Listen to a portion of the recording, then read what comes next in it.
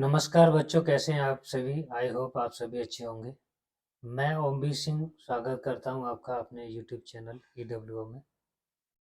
कल हमने संघ एवं उसके राज्य क्षेत्र पार्ट 1 के बारे में आपको बताया, जिसमें हमने पढ़ा कि संघ एवं उसके राज्य क्षेत्र संविधान में भाग 1 में आर्टिकल 1 से लेकर के 4 तक बताया गया है। आज हम कुछ कमीशंस के बारे में पता करेंगे कि संविधान बनने के पश्चात किस-किस आधार पे राज्यों का गठन हुआ था। जितने भी बच्चे जुड़ चुके हैं, वो सभी कमेंट करो, लाइक करो और शेयर करो अपने दोस्तों में।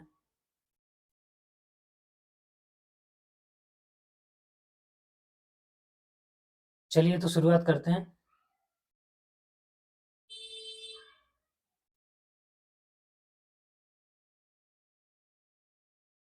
हमने आर्टिकल 1 से 4 तक पढ़े। आज हम पढ़ेंगे धर आयोग, धर कमीशन। ये जून 1948 में बनाया गया। धर आयोग के चेयरमैन थे एस के धर। एक्चुअल में धर आयोग की जरूरत क्यों पड़ी? ये कमीशन हमें क्यों बनाना पड़ा? जैसे ही संविधान बनकर के तैयार हुआ, उसके पश्चात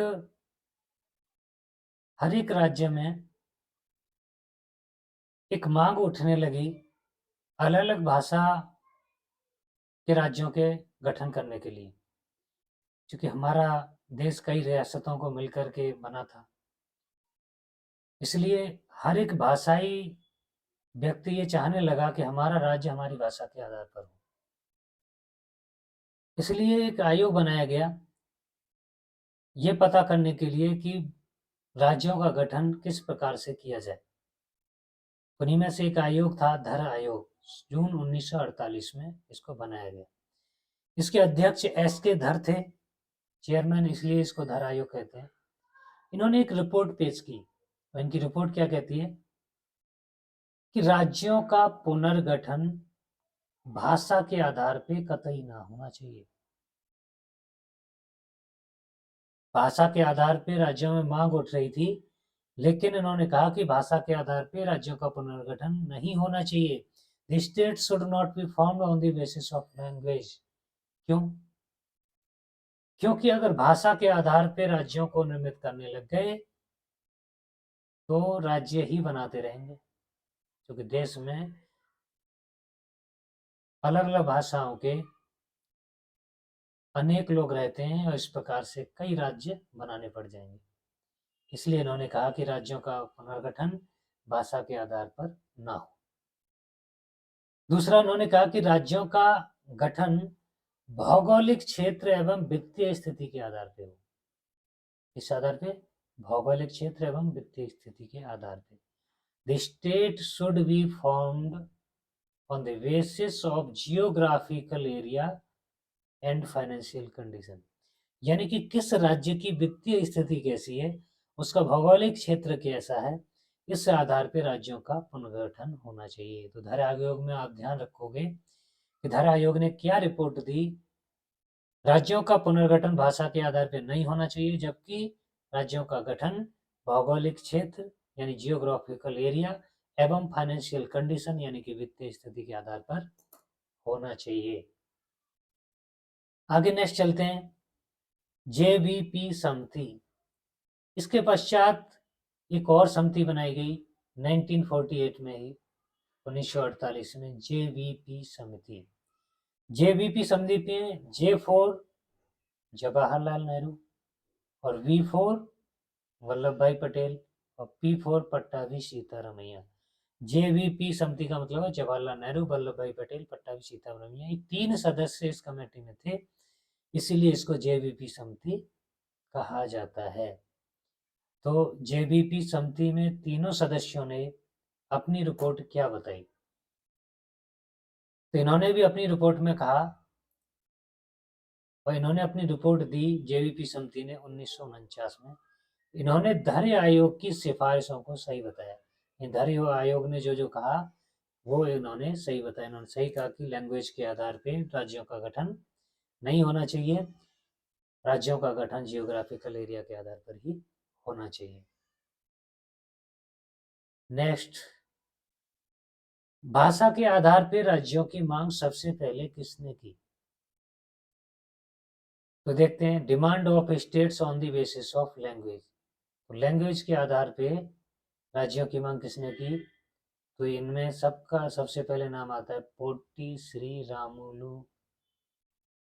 पोट्टी श्री रामुलु, नाम ध्यान रखना है, पोट्टी श्री रामुलु। ये आपको नाम ध्यान रखना है। इन्होंने भाषा के आधार पर राज्यों की मांग की थी। ये अनशन पर बैठ गए राज्य का निर्माण करने के लिए कि भाई हमें भाषा के आधार पर राज्य चाहिए। इन्होंने अनशन कर दिया और भूख हड़ताल कर दी। भूखे रहते रहते 56 दिन तक भूखे रहते रहते ये बीमार पड़ गए और 58वें दिन इनकी मृत्यु हो गई। भूख हड़ताल के कारण पोट्टी श्री रामुलु की मृत्यु हो गई, जिसके कारण बस अब सरकार पे दबाव बढ़ने लगा कि अगर ऐसे ही लोग भूख हड़ताल करेंगे और सरकार उनकी बात नहीं मानेगी तो अंग्रेजी सरकार में भारत की सरकार में अंतर क्या रह गया।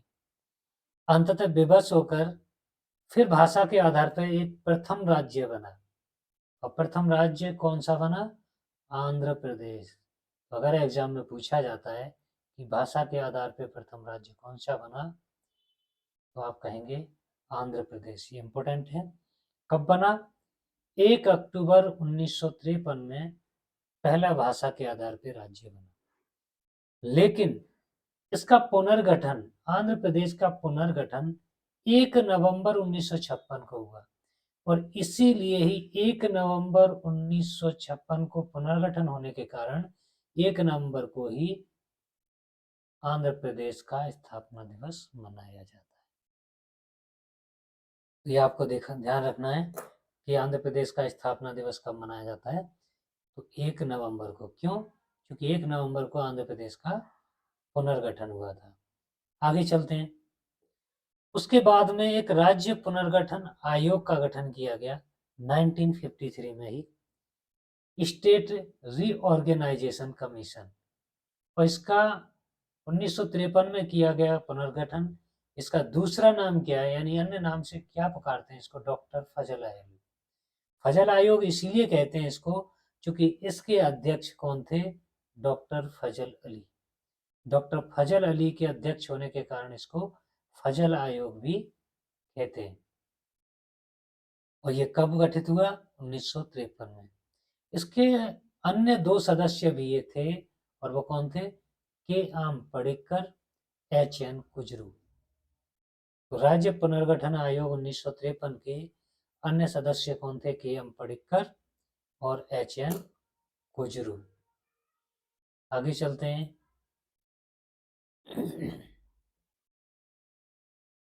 इन्होंने अपनी रिपोर्ट दी 1955 में। कब रिपोर्ट दी इन्होंने? 1955 में। और इसी रिपोर्ट के आधार पे राज्य पुनर्गठन अधिनियम 1956 बनाया गया, स्टेट रीऑर्गेनाइजेशन एक्ट 1956। राज्य पुनर्गठन अधिनियम 1956 बनाया गया और राज्य पुनर्गठन अधिनियम 1956 के द्वारा 14 राज्य एवं 6 केंद्र शासित प्रदेश बनाए गए। कितने बनाए गए? 14 राज्य और 6 केंद्र शासित प्रदेश। लेकिन राज्य पुनर्गठन अधिनियम ने सिफारिश कितने राज्यों की थी? तो इसकी सिफारिश करी गई थी 16 राज्य और 3 केंद्र शासित प्रदेशों की, जबकि बनाए कितने गए? 14 राज्य एवं 6 केंद्र शासित प्रदेश। इन 2 राज्य कम बनाए गए और 3 केंद्र शासित प्रदेश ज्यादा। ये आपको यहाँ लिखा हुआ है, जबकि बनाए गए 14 राज्य 6 केंद्र शासित प्रदेश। ठीक है। अब मुंबई प्रेसिडेंसी से, पहला तो ये 2 राज्य तोड़े गए। मुंबई प्रेसिडेंसी से 2 राज्य बनाए गए। कौन कौन से? एक महाराष्ट्र और एक गुजरात। कब बनाए गए? 1 मई 1960 को।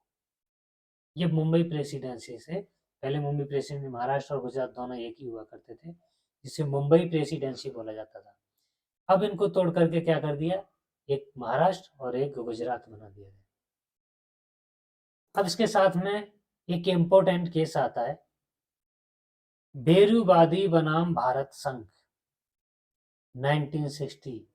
1960 में एक केस आया, बेरूवादी बनाम भारत संघ, और इसका मूल प्रश्न क्या था, इस केस का रीजन क्या था, क्या संसद भारत के किसी भूभाग को आर्टिकल 3 के तहत किसी अन्य देश को सौंप सकती है। बेरूवादी बनाम भारत संघ का मूल प्रश्न ये था कि क्या भारतीय संसद भारत के किसी भी भूभाग को आर्टिकल 3 के तहत, जो कि आर्टिकल 3 के द्वारा ही क्या होना है, आउटर एरिया में एस्टेब्लिशमेंट होना है नए राज्यों का, तो आर्टिकल 3 के तहत क्या वह अन्य देश को सौंप सकती है। तो इस पर सुप्रीम कोर्ट ने क्या टिप्पणी की कि संसद ऐसा नहीं कर सकती, यानी संसद आर्टिकल 3 के तहत किसी अन्य देश को कोई भी भूभाग नहीं दे सकती।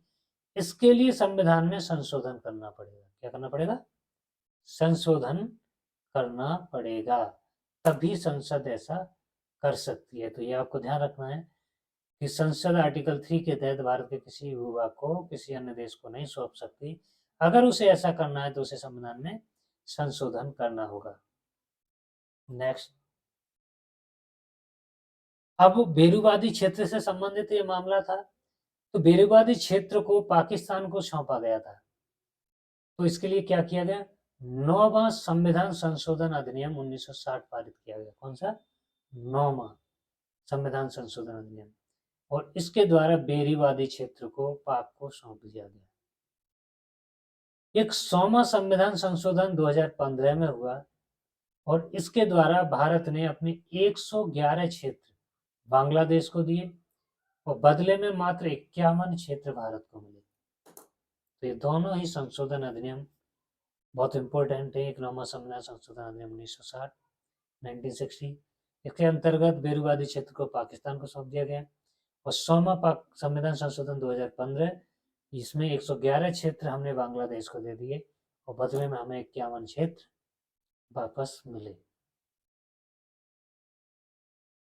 तो ये आपका संघ एवं उसके राज्य क्षेत्र से संबंधित चैप्टर पूरा हुआ। आगे हम नेक्स्ट चैप्टर में आपको बताएंगे। अब आप सभी बच्चे हर रोज कम्युनिटी पेज पर जाकर के अपने क्वेश्चंस का प्रैक्टिस कर ही रहे होंगे, और जिन बच्चों ने EWO चैनल जो व्हाट्सएप ग्रुप पे है वो ना किया हो तो उसे ज्वाइन कर लीजिए। इंस्टाग्राम का लिंक डिस्क्रिप्शन बॉक्स में है, वहाँ से इंस्टाग्राम को ज्वाइन कर लीजिए। आपको जो भी PDF नोट्स वगैरह प्रोवाइड किए जाएंगे, जो भी इंफॉर्मेशन होगी, इन 2 जगहों पर आपको पर्याप्त रूप से मिलती रहेंगी। आज के लिए धन्यवाद बच्चों, मिलते रहेंगे अब ऐसे ही अगली क्लास में। धन्यवाद।